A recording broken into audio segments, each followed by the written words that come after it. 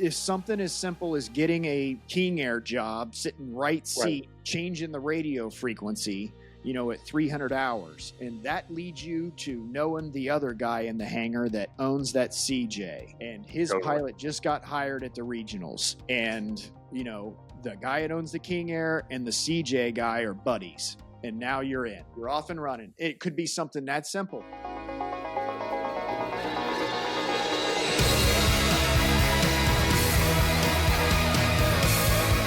Hi, welcome to the Pro-Pilot Playbook podcast. I'm Mike Martin.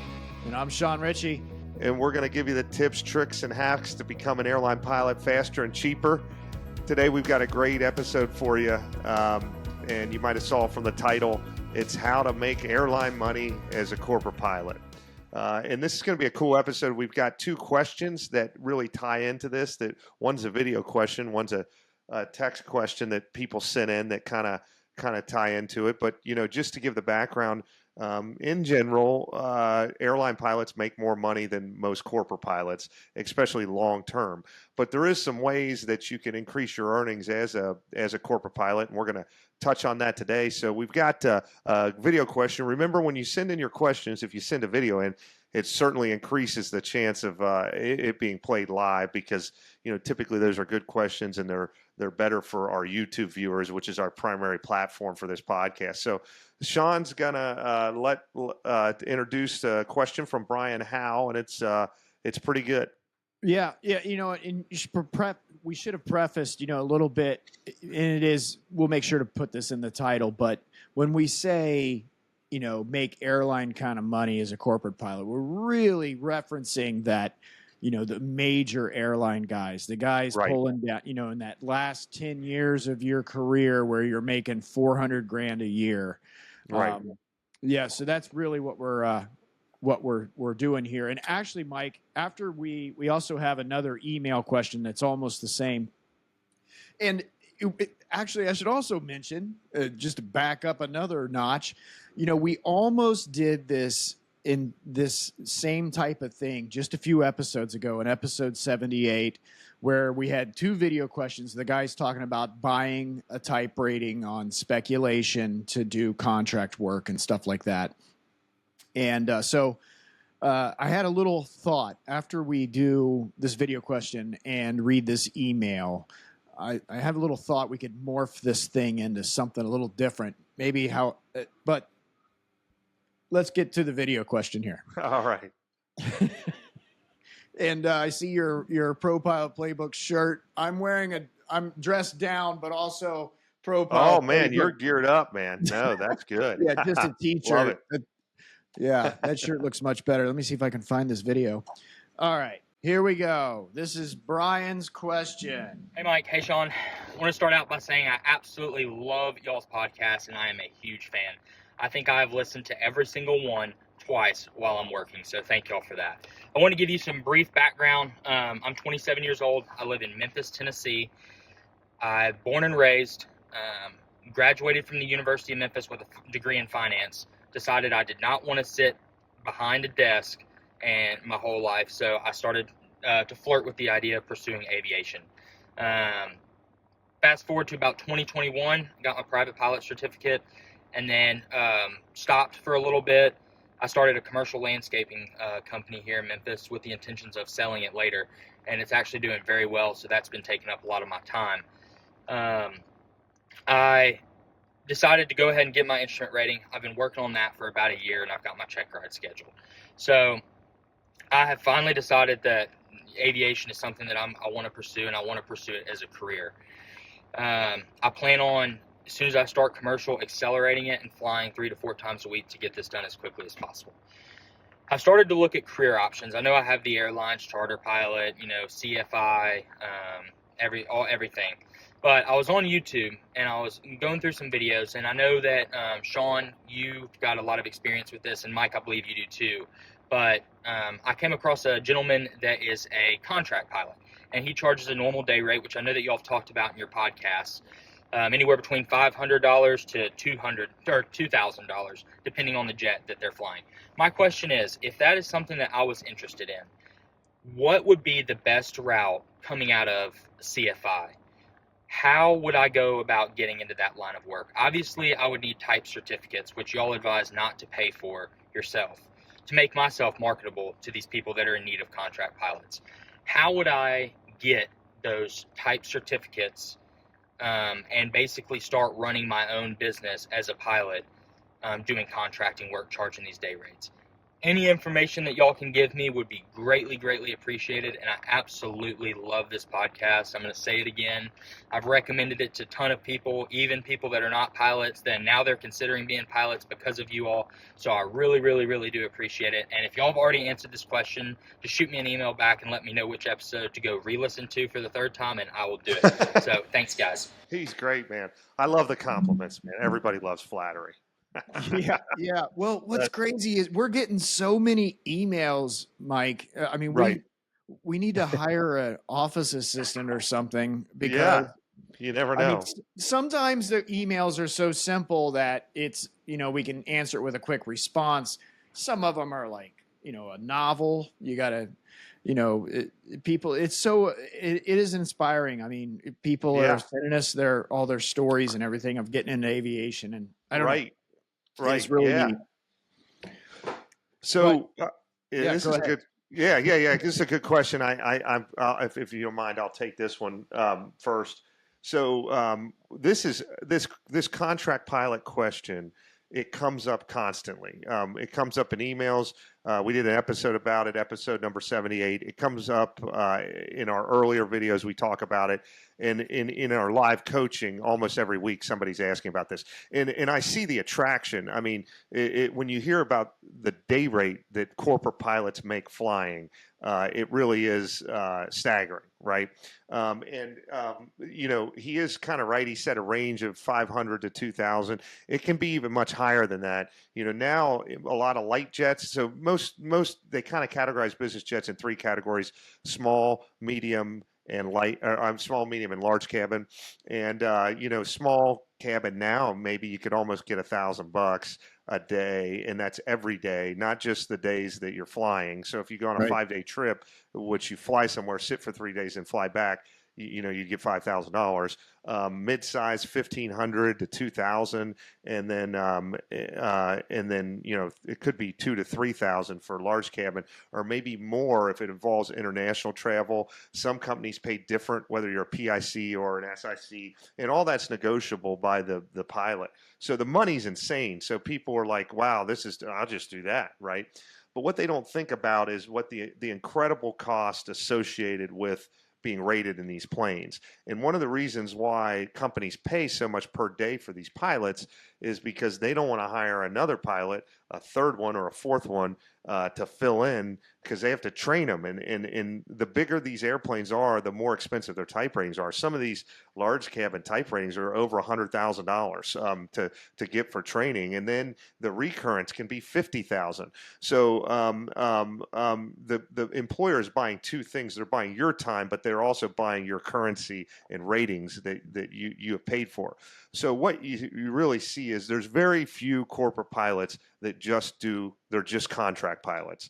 The reason why is the fixed costs are so high, right? If you're like, well, I'm going to fly a G650 and make $3,000 a day as a contract pilot. Okay, well, you got to shell out $100,000, for the type rating, and then, whatever, $40,000 or $50,000 a year annually for a recurrent. I mean, that's a ton of overhead. You'd have to do, a ton of trips just to break even, right? So where the money is at in this, and that's why, we titled the video the way we did, is you get your employer to pay for your training and keep you current.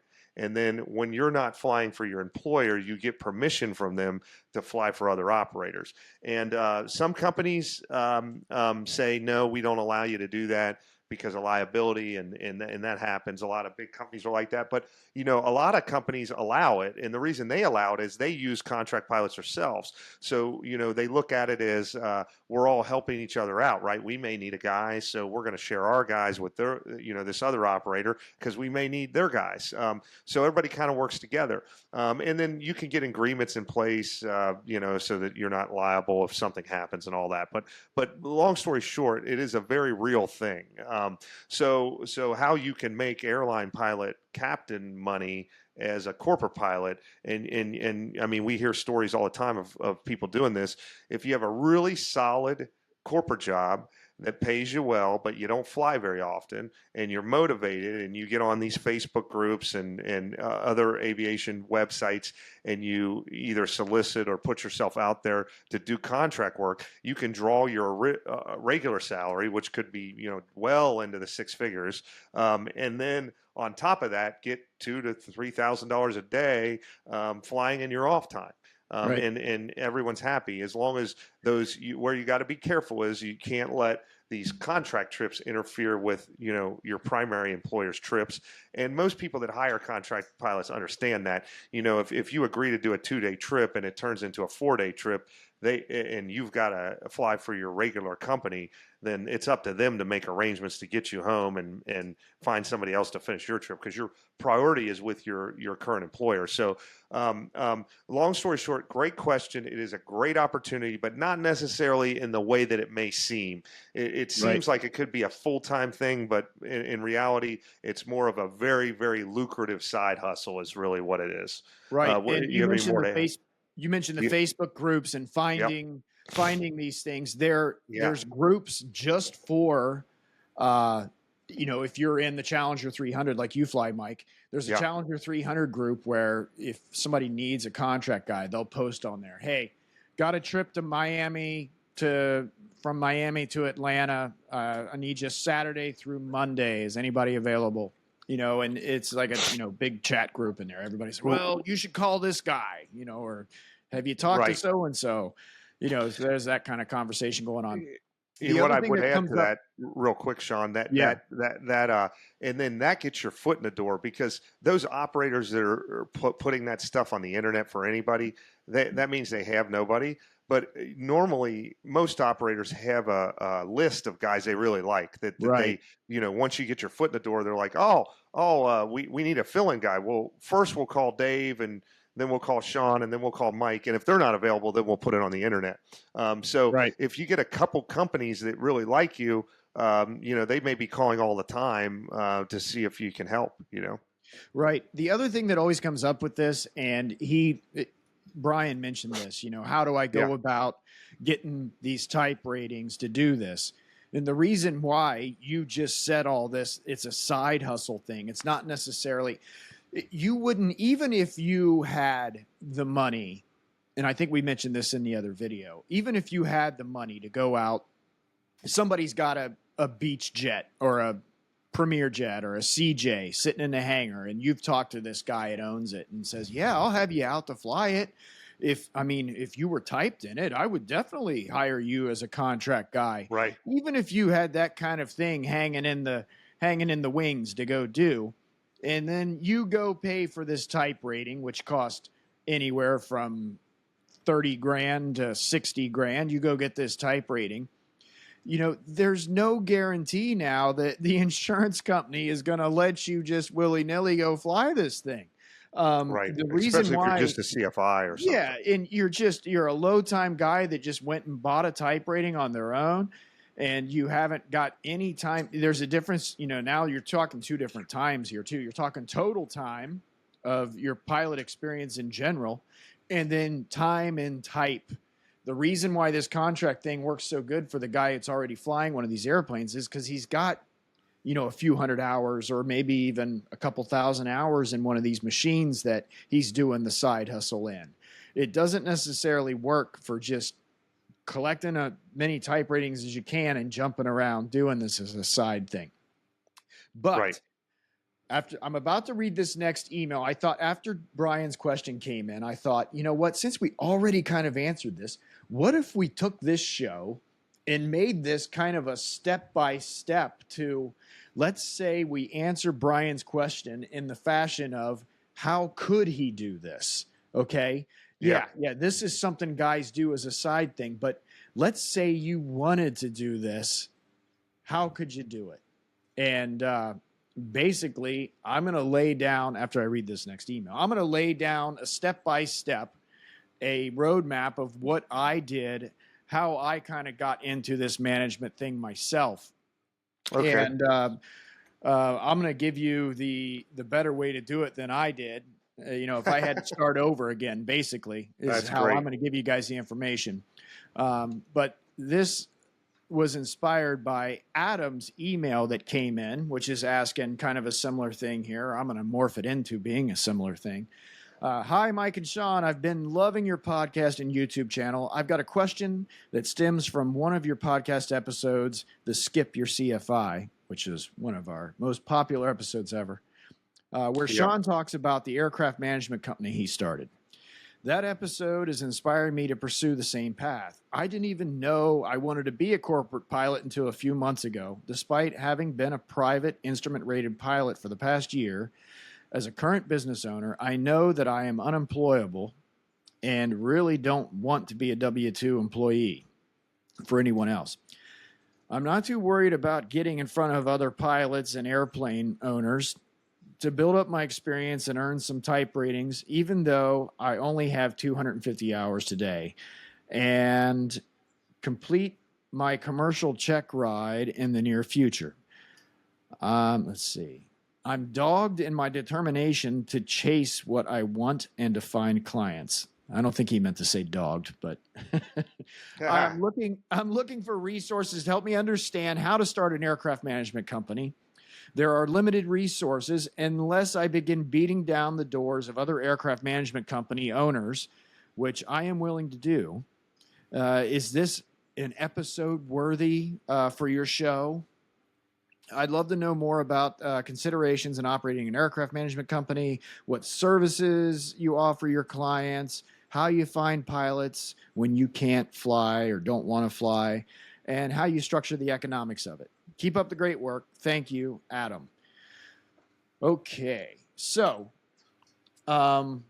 great question, Adam. Thank you. Coincidentally enough, I don't even know if whatever. We'll say it. Actually, this whole thing was kind of when the Pro-Pilot Playbook was in its infancy, when we were getting this thing together. It was actually the idea of teaching this very thing to other professional pilots that was a corporate guy for like a one aircraft flight department, teaching them how to structure it to where they could do exactly what I'm about to say right now. And then we realized that's not helping many people. It's going to be, it's a very limited audience. It was actually Mike's idea to make it into what it is today, helping people get into aviation and everything. But anywho, so if I had to start over and I had no interest in going to the airlines and I wanted to maximize, but I wanted to make that major airline kind of money, here's what I would do. I would go find an owner operator or somebody that would employ me as their pilot. I would seek out a company that has like one jet.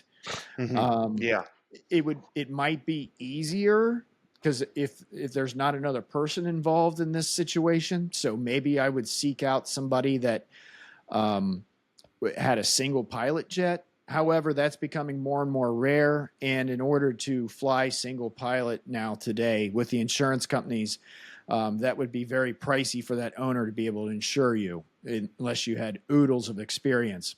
Yeah.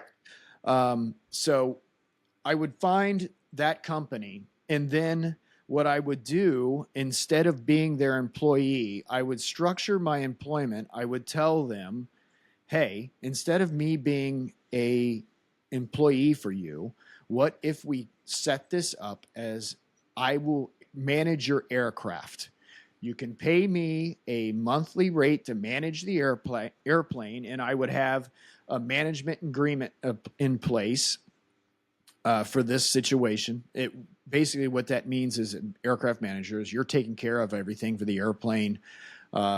Basically, you're running his flight department, but you're not his employee.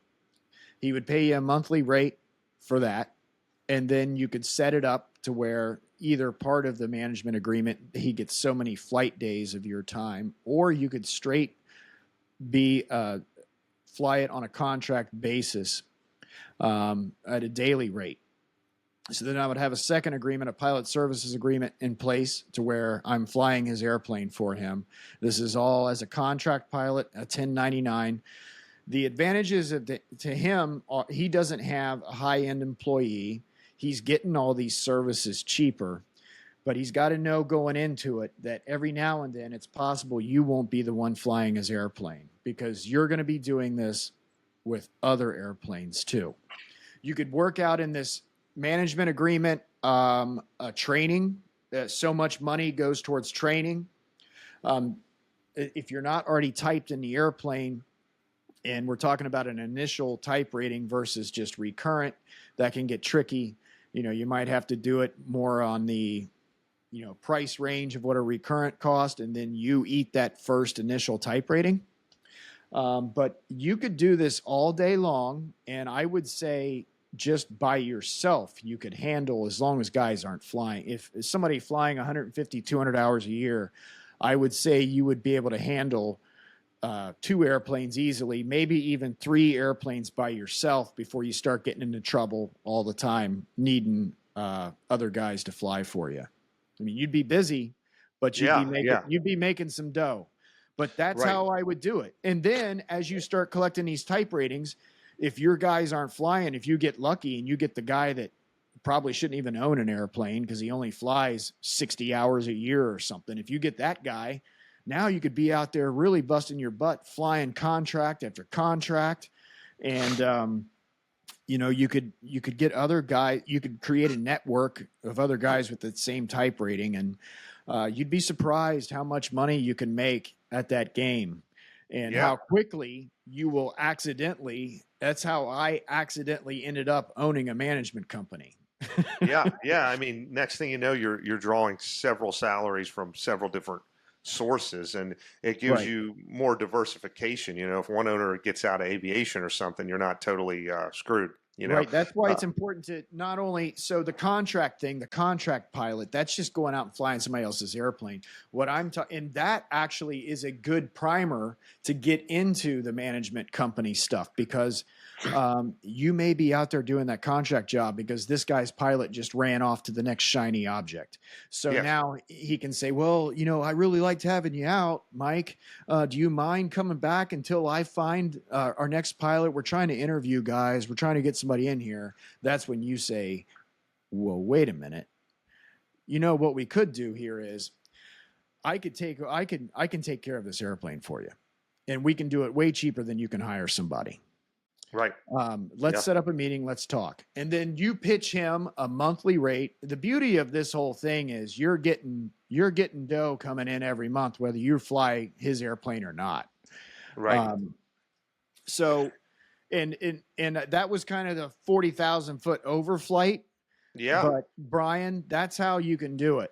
But just a word of some caveats here. This is going to be very difficult to do, as a, somebody with minimal experience. That's what I was going to say. Yeah. Just with a few hundred hours, I mean, you really have no clue. You have no idea what you don't know.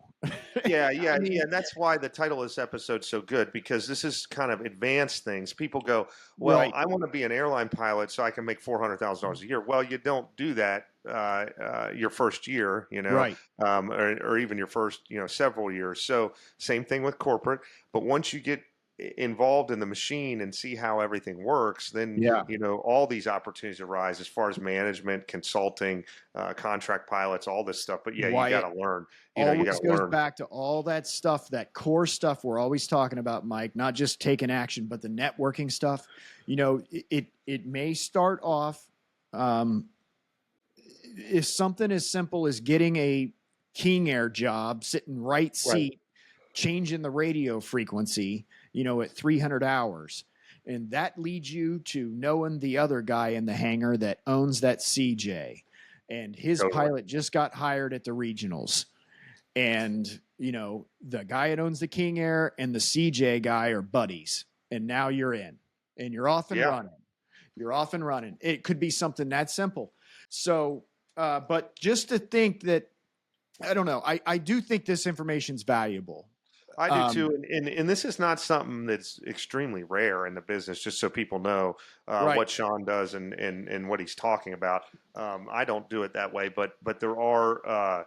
I know several pilots that manage airplanes, right? So, in the aircraft management is extremely common. So you have owners that buy airplanes. And then, of course, what everybody thinks is they hire pilots and handle everything in house. Yeah, that does exist.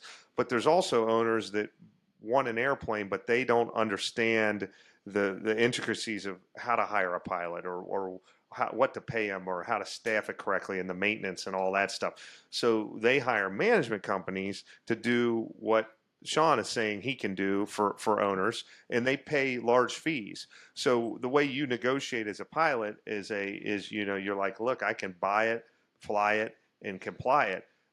So you're paying me what you would pay a management company, but I can also fly the plane too. So it's actually a better deal for you, And you see guys that are A&P mechanics that also do this stuff. So they'll and their pitch to the owner is like, not only can I manage the plane, but I can manage the maintenance, and I can also do some wrenching on it. And then there are some pilots, corporate pilots I've seen that are pilots and A&Ps, and they can manage and do all that stuff. So, there's a wide range of it's not a one size fits all thing here, Right. Yeah. And it's, I guess what I was trying to say before with, getting out there, I wasn't trying to like make it sound impossible, but, just as a low time pilot, your first thing may be just to, if this is really where you see yourself going, just, concentrate on getting in that corporate world and learning how all the gears turn. And then when you see that opportunity come up, pounce on it. Because I don't know that if you got the guy who, you got like a King Air 90 under contract or something, I mean, this is, that could be too low of a starter to even live on. Right. I don't know. The opportunity is definitely out there for somebody who wants to hustle. And for sure. And sure. If you're able to put together deals and understand how things work and make it provide value to these people, because these guys have probably dealt with contract guys before. If you want to be the contract guy who shows up wearing a pair of shorts and a T-shirt to the job, they're probably not going to call you again. Right. But if you're the guy who dresses properly and takes care of them, maybe makes a nice little presentation back in the cabin with some bottles of water and napkins next to them, and maybe steal some of Delta's Biscoffs and set them there next to the cup holder. That stuff goes a long way with these owners, and they might want to have you back out. And if your management fees are less than what they were planning on paying an employee anyway, well, why wouldn't they go that route? I mean, everybody wins. Yeah, totally. Yeah, so just to kind of put a bow on this episode, the purpose is that you're watching this and you're struggling between. It sounds like a lot of people, they prefer to go the corporate route, but they're like, well, look at, because they like the glamour of it and they want to fly business jets and business people, but they're like, my gosh, the money is so much better in the airlines long term. This episode is just to kind of give you some other options. Well, maybe it is true, but there are some things as you advance in your career as a corporate pilot that you can do, and not to mention our other really famous video that popular video, I shouldn't say famous video, but it is the side hustles. Sometimes the amount of free time that you have as a corporate pilot is way higher. So it's not just opportunities in aviation. Like Bryan here is running a successful landscaping company in Memphis. Right. Maybe it's possible that he still partially runs that company. Well, he has a full-time job as a corporate pilot, which he could never do if he was, flying based in Newark, flying for, a large carrier. So that, it's just all things to think about. Yep. Yeah. Great. Both great questions. And I don't know. I like this episode. This is yeah, it's good. So keep the video questions coming, and yes, please.